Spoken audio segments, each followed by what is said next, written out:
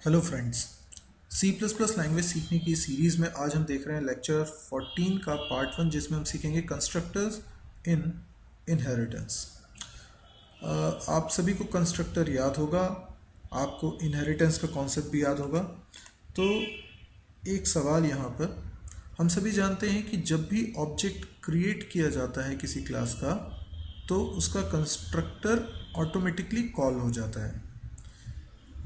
अब सवाल क्या है कि इनहेरिटेंस के केस में चाइल्ड क्लास या बोलें डिराइव्ड क्लास का अगर ऑब्जेक्ट बनाएंगे तो क्या होगा। यानी चाइल्ड क्लास का ऑब्जेक्ट बनेगा तो क्या चाइल्ड क्लास का कंस्ट्रक्टर चलेगा या पेरेंट क्लास का कंस्ट्रक्टर चलेगा, या दोनों चलेंगे या दोनों ही नहीं चलेंगे। आप स्क्रीन को पॉज करके यहाँ पर सोचिए क्या जवाब ज़्यादा सही लग रहा है। यदि आपने काफ़ी सोचा तो अब हम समझने की कोशिश करते हैं कि जब चाइल्ड क्लास का ऑब्जेक्ट बनता है तो उसके अंदर मेमोरी क्या क्या होती है। चाइल्ड क्लास का जब भी ऑब्जेक्ट बनता है तो उसमें मेमोरी चाइल्ड के मेंबर्स को तो मिलती है, पेरेंट की प्रॉपर्टीज़ के लिए भी मेमोरी मिलती है। कंस्ट्रक्टर का काम होता है मेनली इनिशियलाइजेशन कराना ऑब्जेक्ट को, यानी उसके मेंबर वेरिएबल्स को इनिशियलाइज कराना। तो अगर चाइल्ड क्लास का कंस्ट्रक्टर होगा तो चाइल्ड क्लास के मेंबर्स को इनिशियलाइज कराएगा, पेरेंट क्लास का कंस्ट्रक्टर होगा तो पेरेंट क्लास के मेंबर्स को इनिशियलाइज कराएगा। पर चाइल्ड क्लास के ऑब्जेक्ट में तो दोनों ही मेंबर्स हैं, पेरेंट वाले भी हैं और चाइल्ड वाले भी हैं। तो चाइल्ड क्लास का ऑब्जेक्ट बनते वक्त केवल किसी एक का कंस्ट्रक्टर क्यों चले, क्योंकि अगर किसी एक ही का कंस्ट्रक्टर चलेगा तो कुछ मेंबर्स तो इनिशियलाइज हो गए ऑब्जेक्ट में, पर कुछ नहीं हो पाए, क्योंकि ऑब्जेक्ट के अंदर तो दोनों ही क्लास के मेंबर्स हैं ना। तो ज़रूरी क्या है, ज़रूरी है दोनों क्लास के कंस्ट्रक्टर चले। लेकिन ये सब कुछ होता कैसे है, आइए इसको समझने के लिए हम एक एग्जाम्पल डेवलप करते हैं। हम यहाँ पर एक क्लास बना रहे हैं, क्लास का नाम रख लेते हैं ए, और एक और क्लास बनाते हैं बी, जो कि चाइल्ड क्लास होगी क्लास ए की। अब हम ये चाहते हैं कि जब चाइल्ड क्लास का यानी क्लास बी का ऑब्जेक्ट बनाया जाए तो समझें क्या हो रहा है। मैं ये कहता हूँ कि ऑब्जेक्ट जिस क्लास का बन रहा है, कंस्ट्रक्टर तो उसी की क्लास का चलेगा। यानी बी क्लास के अंदर जो कंस्ट्रक्टर बना होगा वो चलेगा। अगर हम कोई कंस्ट्रक्टर नहीं बनाते हैं तो यहाँ पर कंस्ट्रक्टर कौन बनाता है, कंपाइलर। और कंपाइलर जो कंस्ट्रक्टर बनाता है वो कंस्ट्रक्टर कैसा होता है, वो कंस्ट्रक्टर एम्प्टी पैरेंथेसिस वाला होता है, यानी नॉन पैरामीटराइज कंस्ट्रक्टर होता है, जिसको अपन डिफ़ॉल्ट कंस्ट्रक्टर भी बोलते हैं, जिसकी बॉडी में भी कोई कोड नहीं लिखा होता। ये अभी हमने बनाया है समझने के लिए, लेकिन अगर हम कोई कंस्ट्रक्टर क्लास में नहीं बनाएंगे तो कंपाइलर ऐसा ही कंस्ट्रक्टर बना रहा है। लेकिन कंपाइलर केवल बी क्लास में ही कंस्ट्रक्टर नहीं बना रहा, क्योंकि हमने ए क्लास में भी कोई कंस्ट्रक्टर नहीं बनाया है। कंपाइलर ए क्लास में भी कंस्ट्रक्टर बनाएगा, और वो भी ऐसा ही होगा, यानी बिना आर्ग्यूमेंट वाला, बिना कोडिंग वाला। ये हम भी बना सकते हैं, और हम नहीं बनाते हैं तो कंपाइलर बनाता है। अगर कंस्ट्रक्टर से रिलेटेड कोई डाउट है तो आप कंस्ट्रक्टर्स का वीडियो ज़रूर देखिए, जो इसी सीरीज़ में आपको देखने को मिल जाएगा। तो यहाँ पर चाइल्ड क्लास का कंस्ट्रक्टर कॉल होगा अगर चाइल्ड क्लास का ऑब्जेक्ट बनेगा, लेकिन चाइल्ड क्लास के ऑब्जेक्ट में तो पेरेंट के मेंबर्स भी हैं, तो फिर पेरेंट का कंस्ट्रक्टर कैसे चलेगा। तो अब एक रूल को बहुत ध्यान से सुनिएगा, चाइल्ड क्लास का कंस्ट्रक्टर ही पेरेंट क्लास के कंस्ट्रक्टर को कॉल करता है। कैसे? तो जब कंपाइलर ये देखता है कि आपने अपनी क्लास में कोई कंस्ट्रक्टर नहीं बनाया, राइट, यानी अगर आपने क्लास बी में कोई कंस्ट्रक्टर नहीं बनाया तो कंपाइलर क्या करेगा, ठीक ऐसा एक कंस्ट्रक्टर बना देगा। ना केवल कंस्ट्रक्टर बना देगा बल्कि वो पेरेंट क्लास के कंस्ट्रक्टर को कॉल करने की ज़रूरी स्टेप भी लिख देगा। लेकिन ये स्टेप चाइल्ड क्लास के कंस्ट्रक्टर की बॉडी में नहीं होगा, बल्कि ये पैरेंथेसिस के बाद कोलन लगाया जाएगा और पेरेंट क्लास कंस्ट्रक्टर को कॉल किया जाएगा। ये एक स्पेशल सिंटैक्स है और इस तरीके से पेरेंट क्लास के कंस्ट्रक्टर को कॉल किया गया। अब चाहे ये सब कुछ हम लिखें और ना लिखें तो कंपाइलर लिखेगा। तो क्या हुआ, जब चाइल्ड क्लास का ऑब्जेक्ट बना, बनते ही चाइल्ड क्लास का कंस्ट्रक्टर कॉल हुआ, पर चाइल्ड क्लास के कंस्ट्रक्टर ने अपनी कोडिंग को चलाने की बजाय पहले पेरेंट क्लास के कंस्ट्रक्टर को कॉल कर लिया, जिस वजह से पहले पेरेंट क्लास का कंस्ट्रक्टर चल गया और पेरेंट क्लास का कंस्ट्रक्टर चलने के बाद वापस कंट्रोल चाइल्ड के कंस्ट्रक्टर पे आया और उसने अपनी कोडिंग एग्जीक्यूट की। तो अगर कोई ये सवाल करे कि इनहेरिटेंस के केस में कंस्ट्रक्टर्स के चलने का ऑर्डर क्या होता है, तो आप कहेंगे फ्रॉम पेरेंट टू चाइल्ड। लेकिन कॉल होने का order from child to parent, यानी पहले तो बी का कंस्ट्रक्टर कॉल हुआ फिर ए का कॉल हुआ। लेकिन एग्जीक्यूट पहले ए का हुआ फिर बी का हुआ। तो अगर ए की भी पेरेंट क्लास होती तो ए अपनी कोडिंग चलाने की बजाय पहले अपने पेरेंट के कंस्ट्रक्टर को कॉल कर लेता। ठीक है, ये बात तो आपको समझ में आई होगी। अब दूसरी बात, मान लीजिए पेरेंट क्लास में हमने कंस्ट्रक्टर खुद बनाया, राइट, और हो सकता है यहाँ पर कोई एक वेरिएबल भी हो और ये एक पैरामीटराइज कंस्ट्रक्टर है, राइट। हम ये बात बहुत अच्छे से जानते हैं कि यदि किसी क्लास में कंस्ट्रक्टर हम बना देते हैं तो कंपाइलर डिफ़ॉल्ट कंस्ट्रक्टर नहीं बनाता। यानी इस सिचुएशन में क्लास ए के अंदर कोई ऐसा कंस्ट्रक्टर नहीं है जो बिना आर्ग्यूमेंट वाला हो। इसमें एक कंस्ट्रक्टर जो हमने बनाया वो एक आर्ग्यूमेंट चाहता है। अब प्रॉब्लम क्या है? प्रॉब्लम ये है कि अगर चाइल्ड क्लास में हमने कंस्ट्रक्टर नहीं बनाया तो कंपाइलर बनाएगा और पेरेंट क्लास के डिफ़ॉल्ट कंस्ट्रक्टर को ही कॉल करने की कोशिश करेगा। यानी कंपाइलर जब भी कॉल करवाएगा तो डिफ़ॉल्ट कंस्ट्रक्टर को ही कॉल करवाएगा। इसका मतलब अगर चाइल्ड क्लास में कंस्ट्रक्टर हमने नहीं बनाया तो एरर आने वाली है, क्योंकि कंपाइलर द्वारा बनाए गए कंस्ट्रक्टर द्वारा पेरेंट के डिफ़ॉल्ट कंस्ट्रक्टर को कॉल किया जा रहा है और डिफ़ॉल्ट कंस्ट्रक्टर पेरेंट क्लास में है ही नहीं। तो इस वजह से एरर आएगी। तो हमें क्या करना चाहिए?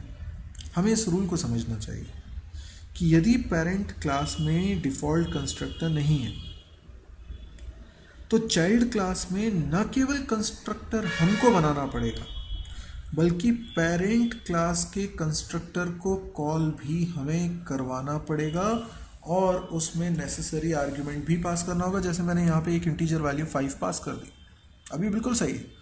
अब ये सोचिए चाइल्ड क्लास में कंस्ट्रक्टर हमने बनाया है और हम बनाएंगे तभी तो पेरेंट के कंस्ट्रक्टर में आर्ग्यूमेंट पास करने की ज़रूरी स्टेप हम खुद लिख पाएंगे। अच्छा, अगर गलती से हमने यहाँ कंस्ट्रक्टर तो बनाया लेकिन पेरेंट क्लास के कंस्ट्रक्टर को कॉल करने वाली स्टेप भूल गए तो क्या होगा? तो ये होगा कि पेरेंट क्लास के कंस्ट्रक्टर को कॉल करने वाली स्टेप कंपाइलर खुद लिख देगा, लेकिन वो जब भी लिखेगा तो वो तो डिफ़ॉल्ट कंस्ट्रक्टर को ही कॉल करेगा। तो बेटर क्या है, आप खुद लिख दें और जो आर्ग्यूमेंट है वो पास कर दें। बात समझ में आ रही है? अब इसमें एक और वेरिएशन देखते हैं। यदि हम चाहते हैं कि चाइल्ड क्लास के कंस्ट्रक्टर को कॉल करते वक्त कुछ आर्ग्यूमेंट पास करें, फॉर एग्जांपल मैं यहाँ से 2 और 3 पास करना चाहता हूँ, तो इसका मतलब पहले तो चाइल्ड का कंस्ट्रक्टर चलेगा तो वो आर्ग्यूमेंट रिसीव करने वाला होना चाहिए। यानी हम चाहेंगे कि चाइल्ड क्लास में एक कंस्ट्रक्टर ऐसा हो जो रिसीव करता हो वैल्यू, जैसे मैंने यहाँ x और y बना दिया, और लेट से b क्लास के अंदर भी एक वेरिएबल है b। अब क्या हुआ, जैसे ही चाइल्ड क्लास का ऑब्जेक्ट बना, चाइल्ड क्लास का कंस्ट्रक्टर कॉल हुआ और उसमें 2 3 एज एन आर्गुमेंट पास हुआ। ये 2 3 कहाँ चला गया, x और y में, x y में क्या गया 2 3। अब हम ये चाहते हैं कि ये 2 स्मॉल a में चला जाए, 3 स्मॉल b में चला जाए। आपको ये समझने में तो कोई दिक्कत नहीं हो रही होगी कि b क्लास का अगर ऑब्जेक्ट बना है तो इस ऑब्जेक्ट के अंदर 2 वेरिएबल्स स्मॉल a और स्मॉल b, क्योंकि इसमें वो सारे वेरिएबल्स होने चाहिए जो क्लास b और क्लास a में डिक्लेयर्ड है, तभी तो इनहेरिटेंस का मतलब है। तो इसका मतलब 2 और 3 चले गए x और y में, अब हमें इन्हें पहुंचाना है a और b में। तो मैं b के अंदर जो पहुंचाना चाहता हूं वो तो कोड यहाँ लिख सकता हूं, पर a के अंदर जो पहुंचाना चाहता हूं वो यहाँ नहीं लिख सकता, वो तो पेरेंट क्लास का कंस्ट्रक्टर ही करेगा। वैसे भी पेरेंट क्लास के प्राइवेट मेंबर को आप यहाँ कैसे एक्सेस कर लोगे, ये तो हमने पिछले लेक्चर्स में समझ ही लिया था कि किसी भी क्लास के प्राइवेट मेंबर्स को आप उस क्लास के बाहर से एक्सेस नहीं कर सकते, चाइल्ड क्लास भी उसे एक्सेस नहीं कर सकती। तो b के अंदर मैं y की वैल्यू असाइन करवा देता हूँ और x की वैल्यू मैं असाइन करवाना चाहता हूँ a में। क्या करूँ, पेरेंट क्लास के कंस्ट्रक्टर कॉल करते वक्त x की वैल्यू पास कर देता हूँ, ये वैल्यू चली जाएगी k में, है ना। पेरेंट क्लास का कंस्ट्रक्टर कॉल होगा तो x की वैल्यू कहाँ जाएगी, k में चली जाएगी, और k से कहाँ चली जाएगी, a में चली जाएगी। थोड़ा बारीकी से सोचिए, आप जो चाहते थे वो हो गया। ऑब्जेक्ट b के अंदर जो small a small b variable थे उसमें 2 और 3 चला गया। तो चाइल्ड क्लास का कंस्ट्रक्टर पेरेंट क्लास के कंस्ट्रक्टर को करता है कॉल, लेकिन कई बार हमें चाइल्ड क्लास में कंस्ट्रक्टर बनाना ज़रूरी हो जाता है यदि पेरेंट क्लास में डिफ़ॉल्ट कंस्ट्रक्टर मौजूद नहीं होता। या यूँ कहें कि अगर हमें पेरेंट क्लास के पैरामीटराइज कंस्ट्रक्टर को कॉल करवाना है चाइल्ड क्लास के कंस्ट्रक्टर के द्वारा, तो फिर चाइल्ड क्लास में कंस्ट्रक्टर भी हमें बनाना पड़ेगा और पेरेंट के कंस्ट्रक्टर को कॉल करने की जिम्मेदारी भी हमारे ऊपर ही है। तो आई होप आपको ये बात समझ में आ गई होगी। जिस तरह से कंस्ट्रक्टर का ऑर्डर ऑफ एग्जीक्यूशन हमें समझ में आया, उसी तरीके से हम बात कर सकते हैं डिस्ट्रक्टर की भी। डिस्ट्रक्टर भी अगर मैं इसी में पढ़ा रहा हूँ तो फिर हमारे लेक्चर की हेडिंग भी तो चेंज होनी चाहिए, constructor and destructor in inheritance, right. तो ठीक है, डिस्ट्रक्टर के बारे में समझिए। डिस्ट्रक्टर हम क्यों बनाते हैं, डिस्ट्रक्टर हम बनाते हैं ऑब्जेक्ट के रिसोर्सेस की मेमोरी को रिलीज करने के लिए, या हर वो काम करने के लिए जो ऑब्जेक्ट के ख़त्म होने से जस्ट पहले हो जाने चाहिए। अब हमें यूटिलिटी मालूम है डिस्ट्रक्टर क्यों बनाते हैं, लेकिन बनाते कैसे, टिल्ड सिंबल, क्लास का नाम, पैरेंथेसिस, कोई आर्गुमेंट नहीं, और उसकी कोडिंग में आप जो चाहे लिखें वो आपकी मर्जी। ऐसे ही चाइल्ड क्लास में भी डिस्ट्रक्टर बी, इसकी कोडिंग जो चाहे लिखें। अब ये डिस्ट्रक्टर कब कॉल होगा, जब बी क्लास का ऑब्जेक्ट डिस्ट्रॉय होने वाला होगा तो बी क्लास का डिस्ट्रक्टर कॉल हो जाएगा। बी क्लास का डिस्ट्रक्टर पहले अपनी कोडिंग चला लेगा, जो कोडिंग आप इसमें लिखेंगे वो कोडिंग पहले एग्जीक्यूट हो जाएगी, और आखिरी स्टेप के रूप में पेरेंट के डिस्ट्रक्टर को कॉल कर लिया जाएगा, तो पेरेंट का डिस्ट्रक्टर चलेगा। आप समझ रहे हैं, ये कंस्ट्रक्टर से थोड़ा अलग हो गया। कंस्ट्रक्टर में क्या हो रहा था, पहले पेरेंट का कंस्ट्रक्टर एग्जीक्यूट होता था, फिर चाइल्ड का कंस्ट्रक्टर एग्जीक्यूट होता था। हाँ, कॉल तो पहले चाइल्ड का ही कंस्ट्रक्टर होता था, पर वो अपनी कोडिंग चलाने की बजाय पेरेंट के कंस्ट्रक्टर को कॉल कर लेता था। तो कॉल का ऑर्डर तो कंस्ट्रक्टर डिस्ट्रक्टर दोनों के लिए सेम, पहले चाइल्ड का कॉल हुआ, फिर चाइल्ड वाले ने पेरेंट को कॉल किया, लेकिन एग्जीक्यूशन का ऑर्डर वो डिफरेंट है। कंस्ट्रक्टर के केस में एग्जीक्यूशन का ऑर्डर पहले पेरेंट का कंस्ट्रक्टर एग्जीक्यूट होता है फिर चाइल्ड का, लेकिन डिस्ट्रक्टर के केस में उल्टा है, पहले चाइल्ड अपना डिस्ट्रक्टर एग्जीक्यूट करेगा फिर पेरेंट का डिस्ट्रक्टर एग्जीक्यूट होगा। अब क्योंकि यहाँ पर कोई आर्ग्यूमेंट का चक्कर तो होता नहीं है, कंस्ट्रक्टर में तो आर्ग्यूमेंट्स पास करे जा सकते हैं, तो अगर आप डिस्ट्रक्टर नहीं भी बनाते हैं तो भी कंपाइलर वैसा ही डिस्ट्रक्टर बनाएगा बिना आर्ग्यूमेंट वाला, और अगर आप बना देते हैं तो भी वो बिना आर्ग्यूमेंट वाला रहेगा। तो अगर चाइल्ड का डिस्ट्रक्टर आप नहीं भी बनाते हैं या बनाते हैं लेकिन पेरेंट के डिस्ट्रक्टर को कॉल करने वाली स्टेप नहीं लिखते हैं, तो कंपाइलर खुद ब खुद पेरेंट के डिस्ट्रक्टर को कॉल करने की ज़रूरी स्टेप लिख देगा आखिरी लाइन के रूप में।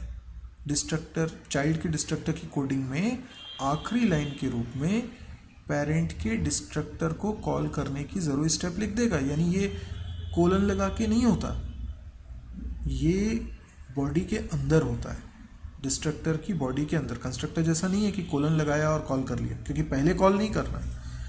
जब अपनी कोडिंग फिनिश कर लेगा डिस्ट्रक्टर, तब वो पेरेंट के डिस्ट्रक्टर को कॉल करेगा आखिरी स्टेप में।